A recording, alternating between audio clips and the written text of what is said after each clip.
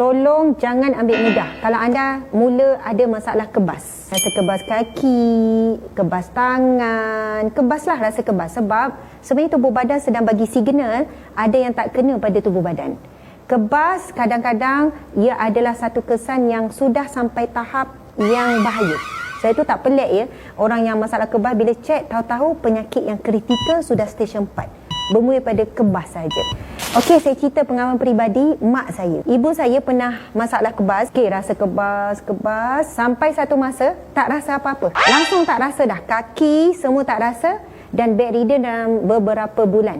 Masa tak boleh berjalan, memang kena angkat, memang tak rasa langsung untuk pembuangan. Asal bermula pada kebas.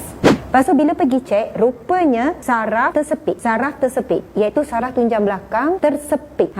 Faktor apa? Ada ketumbuhan yang membuatkan saraf tu tersepit, akhirnya separuh badan kita panggil stroke. Macam tu, separuh badan tak boleh berfungsi, tak boleh rasa apa-apa.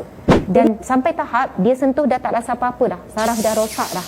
Memang tersepit sangat, saluran darah tak mengalir dah di kawasan tersebut. Jadi jangan sampai kebas, penyakit kebas kita ambil ringan sampai dia jadi kronik. Rawatlah segera, insya-Allah. Olive Guard Robiah by Ustazah Asma ni akan membantu anda. Mudah-mudahan, insya-Allah. Terima kasih.